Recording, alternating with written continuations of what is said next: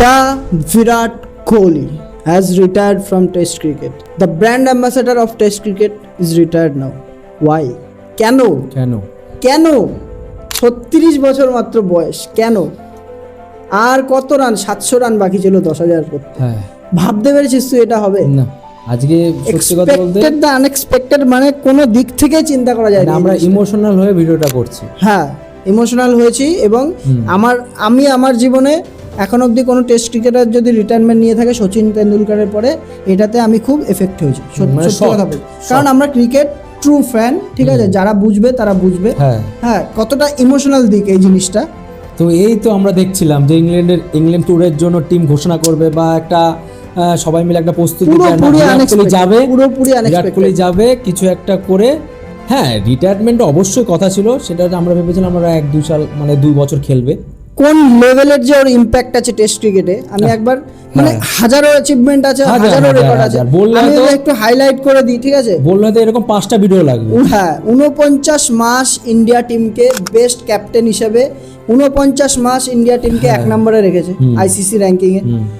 তোর 7খানা double century as a এ ক্যাপ্টেন, এবং এটি সবথেকে হাইয়েস্ট পুরো ওয়ার্ল্ড ক্রিকেটে সবথেকে best highest double century as এ ক্যাপ্টেন বিরাট কোহলির। মোস্ট অ্যাওয়ে টেস্ট উইন্স, হ্যাঁ, ঘরের বাইরে সবথেকে বেশি টেস্ট উইন্স আছে। হোম সিরিজ এখনো অবধি ইন্ডিয়াতে কোনোদিন হারেনি, 11টায় বিঙ্গো, ঠিক আছে। First Indian captain to win test series in Australia. অস্ট্রেলিয়াতে গিয়ে অস্ট্রেলিয়ার মাটিতে বিরাট কোহলি হারিয়েছে।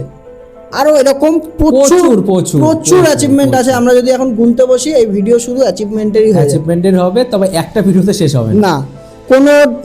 কোনো ডাউট নেই, বেস্ট ক্যাপ্টেন যে আমাদের ইন্ডিয়ার টেস্ট ক্যাপ্টেন এখনো অবধি, যত কপিল দেব আমি যদি নিয়ে নিই তার মধ্যেও আমি বলবো বিরাট কোহলি একদম বেস্ট ক্যাপ্টেন।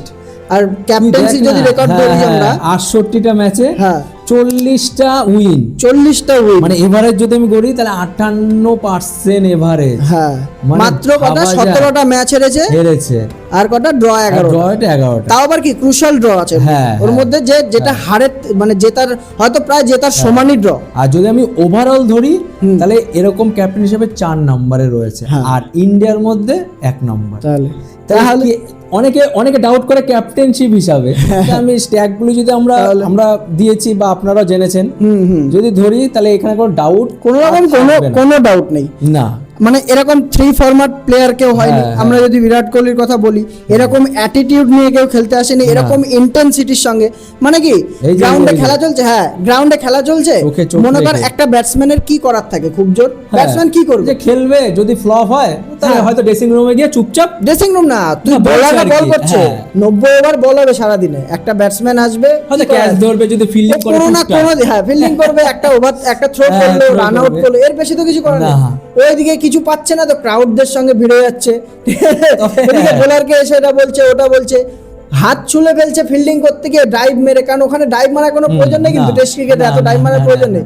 এটা বিরাট কোহলি এনেছে এবং ওকে সবাই ফলো করতে বাধ্য করেছে ওর নিজে, এটাই। তবে একটা কথা খুব মনে পড়ে গেল, মোহাম্মদ শামি বললো যে আছে বিরাট ভাই উইকেট তো আমি পেয়েছি, তুমি এত কেন অ্যাগ্রেশন বলে। আমার এইটা হচ্ছে আমার শুধু থেকে আসে না, আমি হচ্ছে খেলাতে হারবো না, খেলাতে ইনভলভ থাকতে চাই, আমি পুরোপুরি ডমিনেট করে যাব, আমি একাই ম্যাচ জেতাবো। এই যে অ্যাটিটিউড গুলো, এইটা হচ্ছে বিরাট কোহলি এনেছে। তারপরে তুই দেখ 5খানা বলার, এই একটা ব্যাপার, 5টা বোলার খেলাবো। এর আগে ইন্ডিয়া টিমে আমরা যদি দেখি, ইন্ডিয়া টিমে এর আগে টেস্ট টিমে সবসময় 4টে বোলার খেলতো, প্রত্যেকটা ক্যাপ্টেনের সঙ্গে 4টে বোলার খেলতো, 7টা ব্যাটসম্যান খেলতো, অলরাউন্ডার থাকতো তার মধ্যে অবশ্যই। কিন্তু বিরাট কোহলি এরকম প্রথম ক্যাপ্টেন যে 5টা প্রপার বোলারের সঙ্গে মাঠে নেমেছে এবং ব্যাটসম্যানদের উপরে প্রেসার দিয়ে এতগুলো ম্যাচ জিতিয়ে দেখিয়েছে এবং বেস্ট ক্যাপ্টেন হয়েছে টেস্ট। আর অ্যাগ্রেশনের কথা বললাম না, অ্যাগ্রেশনের কথা তো বললামই না, এটা অপোজিশনরা ভালো জানে, আমাদের থেকে অপোজিশনরা ভালো জানে। তুই যার জন্য তুই দেখ না, আর কেউ টুইট তো সারা বিশ্ব করেছে, সবচেয়ে দুঃখিত কে বলতো আমাদের থেকে, কে ইংল্যান্ডের ক্রিকেট, হ্যাঁ ইংল্যান্ডের ক্রিকেট, যে ভাই বিরাট কোহলিকে নিয়ে Australian cricket board, Australian cricket board, England cricket board, কারণ হচ্ছে ওরা এখন টুইট করছে যে কেন করলে এটা, বিরাট কোহলি আবার ফেরত আসো। ভাই জানে বিরাট কোহলি গেলে মাইকেল বন্ড টুইট করছে, হ্যাঁ তো বিরাট, তোর অস্ট্রেলিয়া কি কম নাকি? অস্ট্রেলিয়া পেপারে নাম তুলে দেয়, ফ্রন্ট পেজের একদম দ্য কিং কোহলি এরকম ভাবে দিয়ে দেয়, ইয়ে করে লাস্ট 20 দিতে দেখা গেছে। তো আমরা যদি অ্যাচিভমেন্টের কথা আসি, তাহলে শুধু বললে টেস্ট ক্যারিয়ার যদি আমরা দেখি, ক্যাপ্টেনশিপ হিসাবে 20টা সেঞ্চুরি, হ্যাঁ ক্যাপ্টেন হিসেবে, হ্যাঁ ক্যাপ্টেন হিসেবে 20টা সেঞ্চুরি, 20টা সেঞ্চুরি তুই ভাবা যায়, তুই 68টা ম্যাচ, এগুলি বললে তো সত্যি ইমোশনাল হয়ে পড়ছে। 10,000 রানটা আমি কোনো বিরাট কোহলির কাছে এটা মনে করছি না, ঠিক আছে 500-700 রানের ওটা ডিফারেন্স, এমন কোনো এটা মানে মাইলস্টোন না যে এটা করেনি বলে এরকম ইয়ে না। কটা খেলেছে, কটা 100 মানে 210টা ইনিংস খেলেছে, 123টা ম্যাচ, তার মধ্যে হচ্ছে 9,230 রান আর 30টা সেঞ্চুরি, 31টা হাফ সেঞ্চুরি, 46-এর অ্যাভারেজ। তাও কেন লাস্টে এসে ফর্ম চলে গেল, তাই না হলে 54-55 অল টাইম থাকতো বিরাট কোহলির এভারেজ। আমার মনে হয় ওটা একটা বিশেষ কারণ হতে পারে, হ্যাঁ ঠিক আছে। আর ইন্ডিয়া টেস্ট ক্রিকেট খেলেও তো কম না, ইংল্যান্ডের মতো অস্ট্রেলিয়ার মতো যদি খেলতো তাহলে আরো হয়তো আরো অ্যাচিভমেন্ট, কিন্তু যাই হোক। আর আমরা যদি শুধু, আমি তো এটার কথা বললাম, শুধু এটা না, সেনা কান্ট্রিজ, এটা বল সেনা কান্ট্রিজ মানে সাউথ আফ্রিকা, ইংল্যান্ড, নিউজিল্যান্ড এবং অস্ট্রেলিয়া, এই 4টে কান্ট্রিকে সেনা কান্ট্রি বলে। তো আপনারা জানেন নিশ্চয়ই। তো এই কান্ট্রিতে ফরেনে গিয়ে মানে তোর সব থেকে ভালো যদি রেকর্ড থেকে থাকে, শুধু প্লেয়ার হিসাবেও না, ক্যাপ্টেন হিসাবেও না, তোর যদি রেকর্ড ব্যাটার হিসাবে রেকর্ড থেকে থাকে, তোর অস্ট্রেলিয়ায় গিয়ে 18টা ম্যাচে 1542 রান, ঠিক আছে, 7টা সেঞ্চুরি, 46-এর অ্যাভারেজের সঙ্গে প্রায় 47-এর অ্যাভারেজ। আর ওদিকে যদি সাউথ আফ্রিকা ধরি, সাউথ আফ্রিকায় তো আরো ভালো, 9টা ম্যাচ 891 রান, 49.5-এর অ্যাভারেজ, মানে প্রায় 50-এর অ্যাভারেজ। এটা কিন্তু আছে তোর 2টো সেঞ্চুরি আছে। এটা কিন্তু এমন না যে 10টা টেস্ট খেলেছে, এটা ওভারঅল ক্যারিয়ারে এই জিনিসটাকে মেনটেন করা, এটাই বড় কথা ভাই। 123 ম্যাচ খেলা, তাহলে এটাই তো একটা নিজের মধ্যে নিজের রেকর্ড। 100 টেস্ট কে খেলেছে এরকম আমাকে ব্যাটসম্যানের লিস্ট দে, হ্যাঁ ঠিক আছে, মানে হ্যাঁ গুনে এরা আমরা বলতে পারবো, তাদেরকে সবাই চেনে, হ্যাঁ তাদেরকে সবাই চেনে, কিন্তু 100 টেস্ট খেলাই হচ্ছে বড় অ্যাচিভমেন্ট টেস্ট ক্যারিয়ার। 100 টেস্ট খেলা মানে বড়, ওটা হচ্ছে মাথায় রেখে ভাবতে হবে যে একটা ব্যাটসম্যান কত দূর কোথায় গেছে, ঠিক আছে। আর আরেকটা কথা, ইংল্যান্ডে গিয়ে প্রথমে ফ্লপ করেছিল 2014-তে, হ্যাঁ এবার 2014 কথা ওটাই বলছিলাম যে 2014টা একটা সময় ভেবেছিল ওর ক্যারিয়ার পুরো ও নিজে ধরে রেখেছিল, সেটা হচ্ছে একটাই ইংল্যান্ড টুরে জিমি অ্যান্ডারসন, ঠিক আছে। আর আমি যদি গড় হিসাবে সে সময় ধরি, তাহলে ওর 5টা টেস্টে 10টা ইনিংস, 10টা ইনিংস ওর গড় হচ্ছিল তো 13.50, মানে 14 না। কিন্তু আমি এখানে এটা কেন বলছি যে আমার কাছে ওই টেস্টটা ওর কাছে ক্যারিয়ারে সবচেয়ে ইম্পর্টেন্ট ও সিরিজ হয়েছিল, এবং সবথেকে ও নিজেকে শিখিয়েছে, লার্ন করেছিল, ঠিক আছে, যে ওখান থেকে শিখ পেয়েছিল যে না আমাকে যদি টেস্ট ক্যারিয়ার খেলতে হয় তাহলে আমাকে এর থেকে ইভলভ হতে হবে, মধ্য কথা এইটা থেকে শিখতে হবে।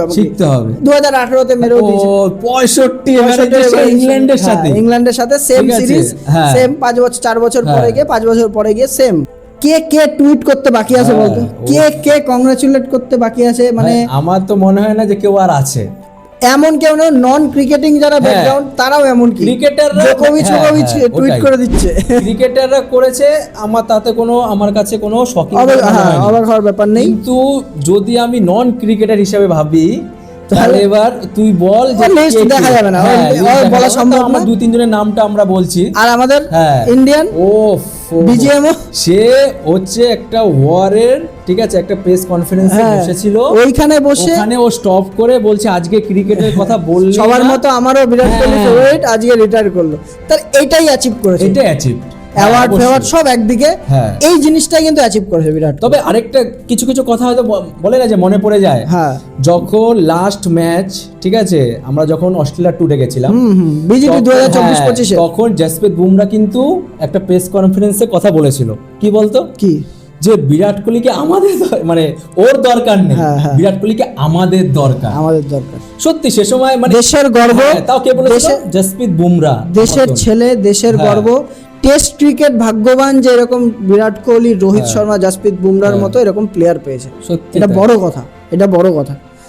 যাই হোক, রিটায়ারমেন্টের তোর কি মনে হয় রিটায়ারমেন্টের কারণ কি হতে পারে হঠাৎ করে আমরা যদি আমার মনে নিজেদের হচ্ছে মতো করে পাকনামি মেরে ভাবি? আমার হ্যাঁ পাকনামি মেরে হোক বা একটা ক্রিকেট ফ্যান হিসাবে হোক বা বিরাট কোহলির ফ্যান হিসাবে হোক, হ্যাঁ, আমাদের আমরা একটা- দুটো কারণ আমার ব্যক্তিগত মনে হচ্ছে। সেটা হচ্ছে লাস্ট যে আমার বিজিটি সিরিজ ছিল, ঠিক আছে, বা অস্ট্রেলিয়া ট্যুর যেটা আমরা বলছি 2024 আর 25 কিছুটা অফ ফর্মে গেছিল। হ্যাঁ অনেকটা। আর যদি 2019 থেকে ধরা হয় ওর 2000 তুই যেটা বলছিস 2020 অবধি হ্যাঁ। ওর এভারেজ ছিল 54, হ্যাঁ 27টা সেঞ্চুরি। হ্যাঁ 2020 থেকে 25-এ 5 বছরে কামব্যাক করাটা খুব মুশকিল হয়ে মুশকিল গেছিল। ব্যাপার। ঠিক আছে, 3টে সেঞ্চুরি আর 30-এর এভারেজ, হ্যাঁ, এই একটা ওটাই কারণ বলছি, হতে হ্যাঁ। পারে। এই একটা যেখানে কারণ 54 গড় ছিল সেখানে আজকে এসে হ্যাঁ, দাঁড়িয়েছে কত? 30-এর গড়। আজকে যে 46 46-এ দাঁড়িয়েছে হ্যাঁ, টোটাল মিলে, total কিন্তু মিলিয়ে, গত যাই হোক। 5 বছরের গড় 30। মানে আমি তো ওটাই বলছি। আরো একটা কারণ হতে পারে, সেটা হচ্ছে ইয়াংস্টারদের চান্স দেওয়ার জন্য পুরোপুরি। চান্সটা আমার কেন মনে হচ্ছিল না যে ও আর নিজেকে ইয়াংস্টারের আন্ডারে হয়তো নাও খেলতে পারে। হ্যাঁ, মানে হ্যাঁ। এটা হচ্ছে ওইসব কি বলতো, এরা বড় প্লেয়ার না, এদের কাছে এগুলো ম্যাটার করে না। কেন ধোনি খেলেনি কোহলির আন্ডারে, ঠিক আছে, কিন্তু ওইগুলো আমি মনে করি না। ধোনি নিজেও তো জুনিয়র ছিল। কোহলি পূজারার রানের আগে কোহলি রোহিত রিটায়ারমেন্ট নিয়ে নেবে, এটা কোনোদিন ভাবতে পেরেছিলি? 36 বছর তাও বয়সে। 36 বছর বয়সে। মানে এগুলি কি বলতো, এগুলি শুধু লেজেন্ড না, লেজেন্ড বলা এদেরকে, হ্যাঁ এদেরকে ভুল বলা হবে, বিশেষ করে বিরাট কোহলিকে। ও গড অফ ক্রিকেটে চলে গেছে। হ্যাঁ সত্যি ঠিক আছে, যে এটা এরকম মানতে প্লেয়ার শতাব্দীতে আমার মনে আনা আসবো। কিন্তু আরেকটা কথা, ওর যে অ্যাচিভমেন্ট বল, মানে অন্তত টেস্ট, যেহেতু টেস্ট ছেড়েছে তাই আমি টেস্ট নিয়ে আলোচনা করছি। ওর যে অ্যাচিভমেন্ট হোক বা ওর যা মানে তো টিমের প্রতি যে একটা তৈরি ছিল, অ্যাক্টিভ ছিল, হ্যাঁ। সেটা আমরা Impact ছিল এটা আর কি। ইম্প্যাক্ট ছিল, শুধু আমরা না, এটা আমাদের পরের জেনারেশনের মনে রাখবে। এটা হচ্ছে অ্যাচিভমেন্ট। হ্যাঁ, ও যা করে রেকর্ড করে অ্যাচিভমেন্ট না। মাঠে অ্যাগ্রেশন, সেই অ্যাগ্রেশন আর কি চোখে চোখ রাখা, চোখে চোখ sledging রেখে করা, স্লেজিং করা, অস্ট্রেলিয়া গিয়ে ইংল্যান্ডে গিয়ে প্রথম স্লেজিং সামনে করা। যাওয়া, এর আগে তো আম্পায়ারের সাথে, এর আগে একটা সাদা চামড়ার ভাই একটা অবসেশন ছিল সবার, ঠিক আছে, আমাদের ইন্ডিয়ানদের মধ্যে ছিল। এই জিনিসটা আইস ব্রেক করে যে বিরাট কোহলি যে এরকম চোখে তাকিয়ে কথা বলা, স্লেজ করা কাকে বলে, বিদেশি ব্যাটসম্যানদের স্লেজ করা, ঠিক আছে, এটা নিশ্চয়ই আপনারাও সাক্ষী আছেন এইগুলোর। ঠিক আছে, এইগুলো কিন্তু বিরাট কোহলি চালু করেছে। কি বলেছে, যদি তুমি কার শরীরে যেতে চাও, হ্যাঁ, তুমি কার যাবা বলছে। আমি শুধু দেখতে চাই ওর মধ্যে এনার্জিটা কত ভাই। আসছেন কি বলছে কি খাও তুমি, কি খাও, আমাকে সেই ডায়েটটা দাও। তো যাই হোক, হ্যাঁ। একটা কথাই শেষমেশ বলতে চাই, থ্যাংক ইউ আমাদেরকে টেস্ট খেলা দেখতে শেখানোর জন্য। হ্যাঁ, টেস্ট খেলার প্রতি যে মানুষের ইন্টারেস্ট কিভাবে আনতে হয় সেটা বিরাট কোহলি জানিয়েছে। আমি ড্র করব না, আমার রেজাল্ট চাই। 5 দিনের জায়গায় 4 দিনে আমার রেজাল্ট চাই, যেইভাবেই হোক, হারবো না, নেভার এভার ডাই অ্যাটিটিউড। মানে এই জিনিসটা বিরাট কোহলি আমাদেরকে দিয়ে গেছে, গিফট হিসেবে। আমরা এটা কোনোদিন ভুলবো না। ঠিক আছে, বিরাট কোহলির অবদান পুরোপুরি আমাদের টেস্ট ক্রিকেটে এইখানে গেঁথে থাকবে। তো এই বলে ভিডিও শেষ করছি। আপনারা ভিডিও ভালো লাগে থাকলে অবশ্যই লাইক করবেন, শেয়ার করুন। বিরাট কোহলির ফ্যান হয়ে থাকলে তো অবশ্যই। তো এই বলে বাই।